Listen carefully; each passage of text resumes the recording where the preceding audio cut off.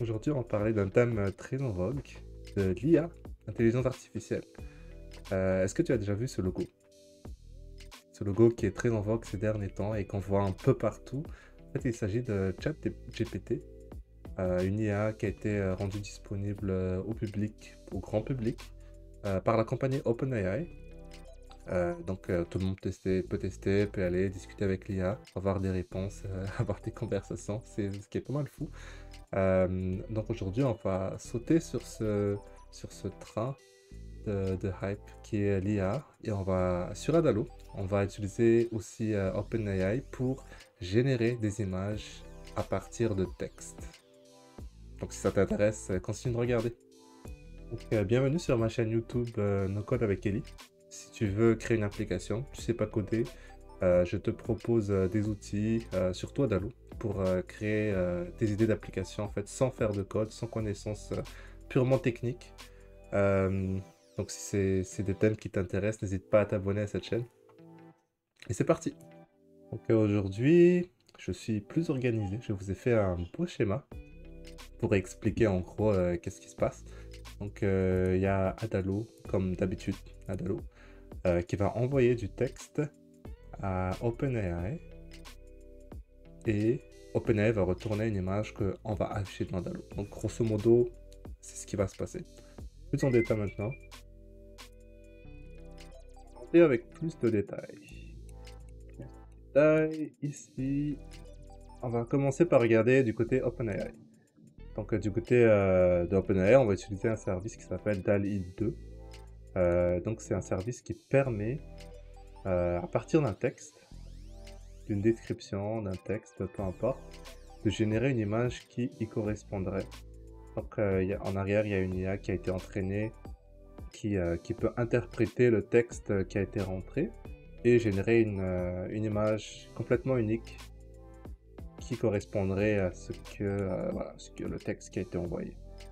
Donc on peut regarder rapidement un peu ce qu'ils offrent.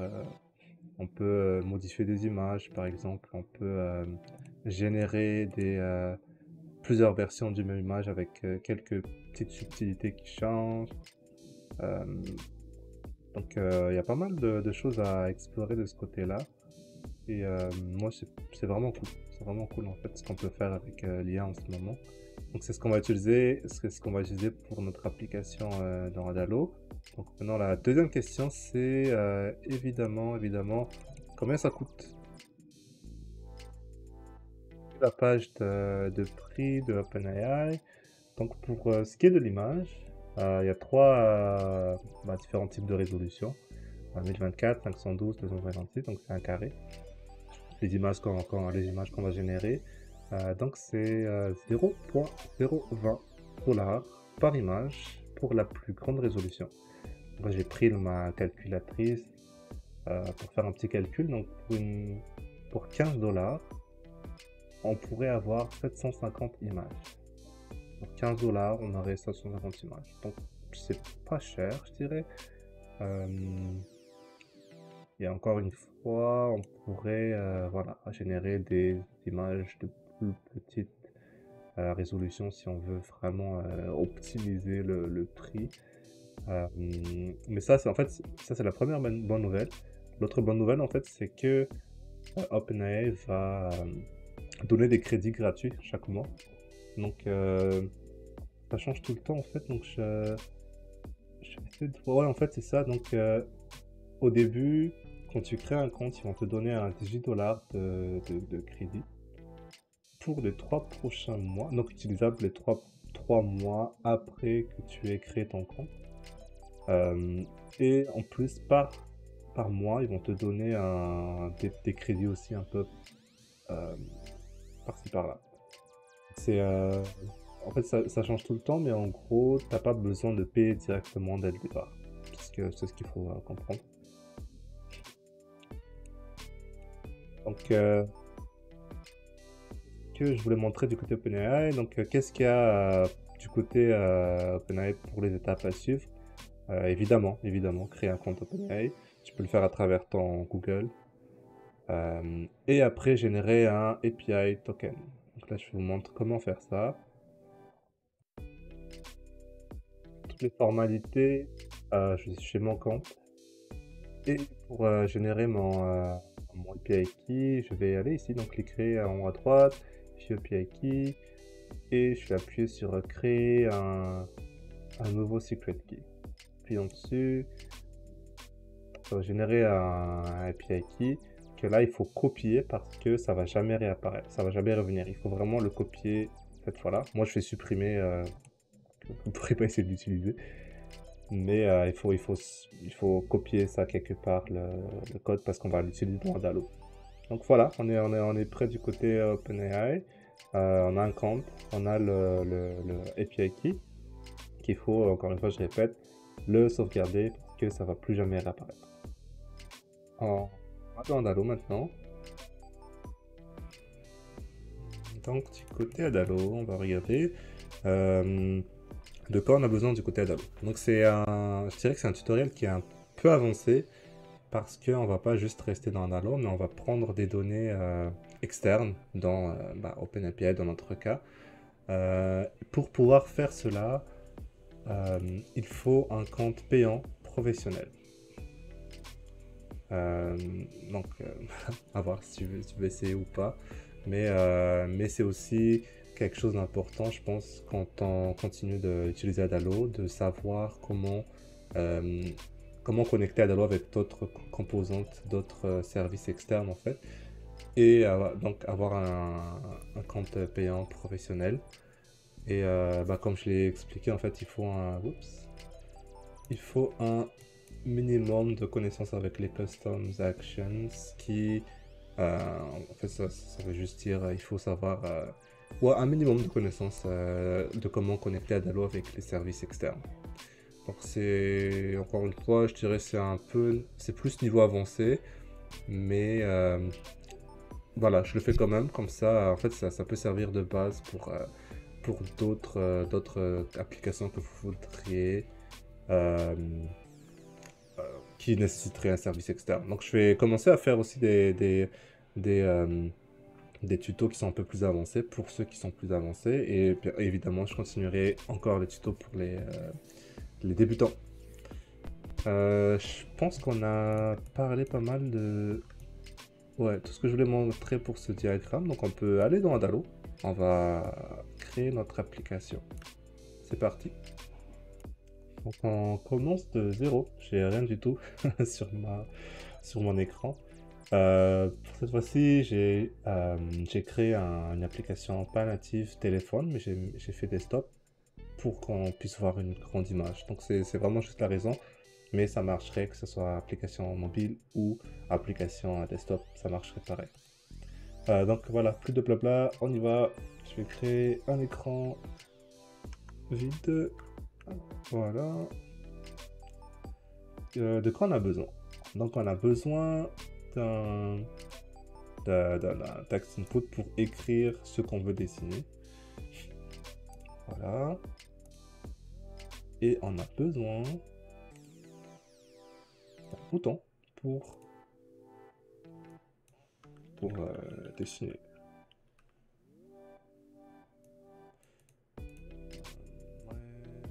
Est-ce qu'on va mettre une icône?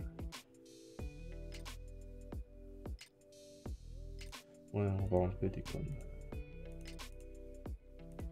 Je vais pas m'attarder au design encore une fois.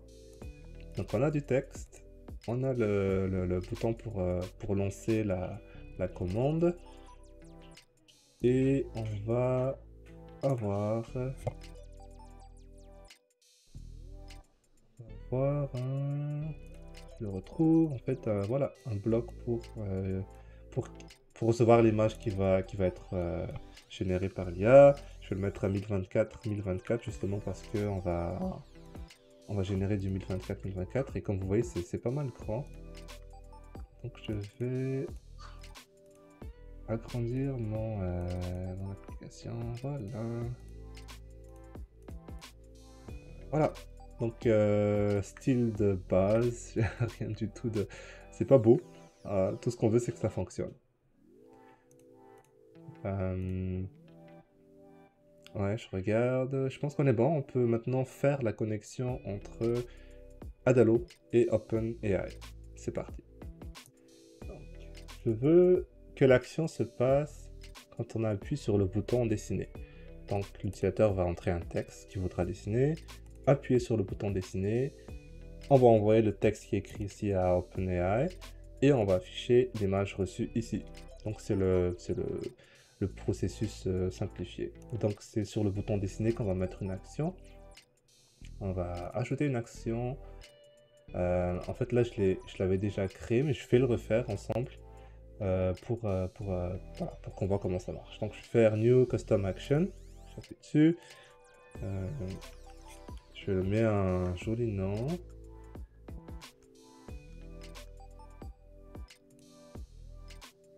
Créer. Next. Donc là, on va maintenant remplir cette page qui est un peu plus complexe, mais pas si complexe que ça. Et en fait, c'est dans la documentation de OpenAI qu'on on peut voir à quoi ça correspond. Donc ça va être un peu technique, mais c'est quelque chose que je pense qu'il faudra un peu s'habituer avec si on veut commencer à connecter Adalo avec des applications ou des services externes. Donc là, il y aura le lien ici. Ce lien-là, on va le déposer ici. La méthode, c'est un post. Donc maintenant, pour les headers, qu'est-ce qu'on va mettre? On revient dans la documentation ici. Donc il y a deux headers sans H. Donc il y a content type. Ça a l'air compliqué, mais c'est vraiment juste du copier-coller. Hein. Copier-coller. Voilà. Et deuxième, c'est autorisation, copier. Et je vais coller ça. Et en fait, cette partie-là, ça va correspondre à la clé OpenAI que je vous ai dit de copier soigneusement quelque part. On va le coller ici. Et je le colle ici. C'est un bidon, hein. N'essaie pas de le copier parce que ça va pas marcher. On a fini ici, donc on a deux headers. Maintenant, pour les inputs, on va ajouter un texte qu'on va appeler prompt. Et encore une fois, c'est écrit ici, prompt. Donc prompt, c'est le texte qu'on va envoyer à OpenAI pour recevoir une image. Cela, on va le laisser par défaut. Donc n, c'est le nombre d'images à générer.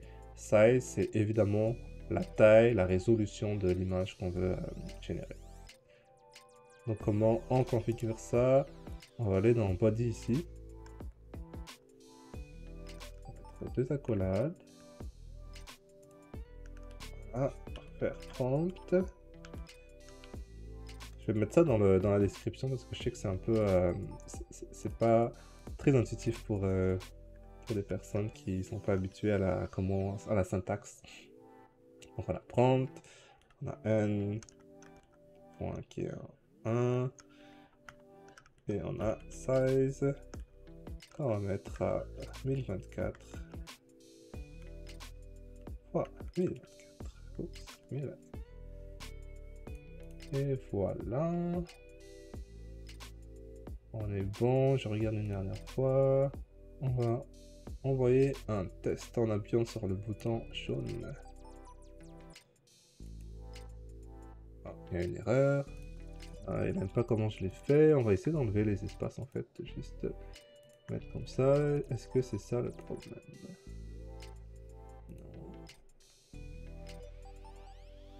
Ah oui, oui. Il fallait mettre aussi prompt entre des...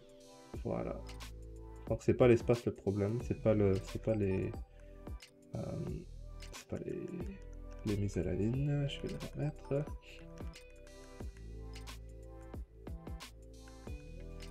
Là, on va envoyer un test. Donc là, il va envoyer à OpenAI la requête pour voir ce que ça donne.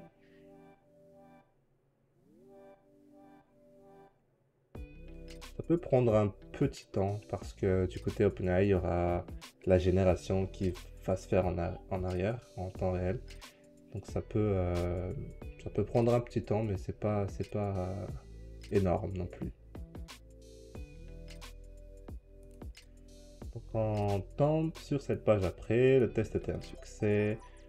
Donc on a deux champs qui étaient réenvoyés par OpenAI. Le champ created, qui est la date à laquelle on a créé l'image, et l'URL. Ça, c'est ça qui nous intéresse, l'URL de l'image, ici. On va juste le renommer ça. Donc juste le name, on touche pas au key. On va juste toucher au name. Et created, on va dire que c'est une date. Voilà. On est prêt. C'est sauvegardé. Donc maintenant, comment connecter tout ça? Je vais regarder ici. Donc on a bien, voilà, on a bien connecté notre custom action. Maintenant, là, faudra bien se concentrer. Ça peut être un peu pas évident, mais on va y aller doucement. Donc, qu'est-ce qu'on va envoyer à OpenAI? On va envoyer input ici. Input, ça correspond à ça. Donc, on va dessiner, envoyer à OpenAI, et on veut stocker la réponse quelque part, parce qu'on peut pas directement si l'image là, il faut que en fait, il faut que ça prenne une URL ici. Et il faut qu'on stocke la réponse quelque part. Donc une petite astuce en fait, c'est qu'on va dédoubler ce texte. On va l'appeler réponse.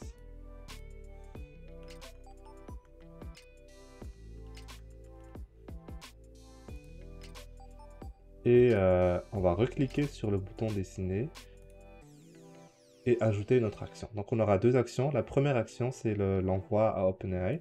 La deuxième action, c'est de recevoir et de mettre l'URL reçu dans le champ texte qui est ici. Donc change input value, input c'est réponse URL, et on va prendre l'image URL qu'on a reçue de OpenAI. Et maintenant, on peut cliquer sur l'image et on va dire que la source, c'est la composante qui s'appelle réponse URL. Donc je vais répéter parce que je sais que ça peut être un peu mélangeant cette partie. Donc le bouton dessiner fera deux actions. Première action, envoyer le prompt qui est ici. Le prompt, donc le texte, l'image qu'on veut afficher en texte. Il va l'envoyer à OpenAI, il va recevoir la réponse. Quand il reçoit la réponse, il va changer la valeur de cet input ici, de ce côté-là, pour l'URL de l'image qu'on vient de recevoir. Parce que, c'est ça, OpenAI va nous envoyer une URL en fait, pour l'image. Et maintenant, le champ d'image ici, il va utiliser comme source le deuxième champ ici qui va recevoir la réponse en URL. Donc c'est tout. On devrait être prêt. C'est parti, on va tester. Je vais appuyer sur Preview. Donc encore une fois, design, voilà, on va voir si ça marche. On voudrait, en fait, je vais mettre un petit quelque chose ici au lieu d'un texte. Que veux-tu dessiner? Ça. Je vais refaire un preview. Voilà. Donc, que veux-tu dessiner? Classique. Un chat. Tout le monde veut un chat. J'appuie sur dessiner et j'attends.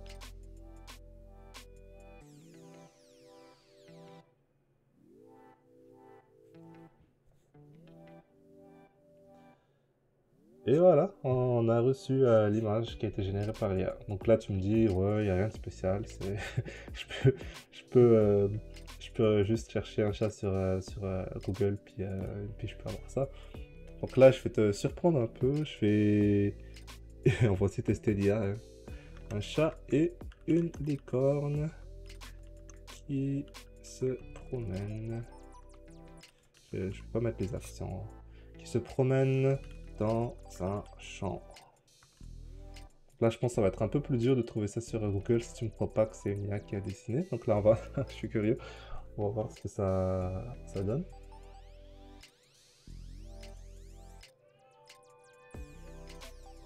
Un peu. Donc c'est ce qu'on reçoit. Et puis, bah, tu sais, ça reste une IA, c'est pas parfait. Donc si t'es pas content de ce qu'il a fait, tu peux juste réappuyer sur dessiner pour qu'il te le redessine, pour qu'il régénère une autre image. Donc, toujours dans ce thème-là, un chat et une licorne qui se promènent dans un champ.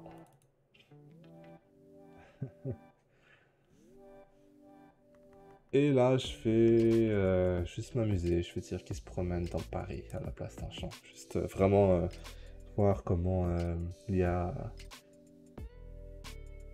interprète ça, quoi.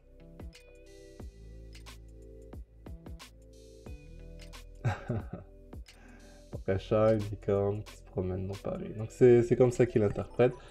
Donc en fait, le travail pour l'utilisateur, c'est vraiment de bien décrire ce qu'il veut, en fait. Parce que l'IA va vraiment se fier à 100% sur ce qui est écrit ici. Donc ça fait le tour, je pense, de ce que je voulais montrer. C'est quand même assez court, mais je sais que la partie connexion avec OpenAI, ça peut être un peu délicat, mais c'est quand même simple dans l'ensemble. Puis après, juste une dernière touche là, si tu veux enlever l'autre texte pour que ce soit pas visible pour l'utilisateur, je vais juste mettre l'opacité à 0. Et celle-là, je vais mettre à multiline, donc c'est-à-dire je peux avoir... Elle va s'agrandir en fait si mon texte est plus long.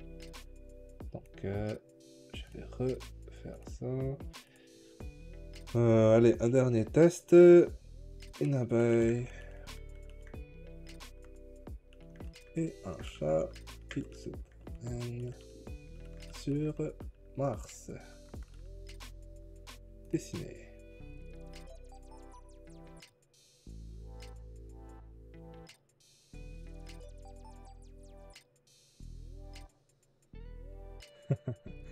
Donc le style est très influencé par ce que tu écris. En fait, je fais juste pour m'amuser écrire photoréaliste.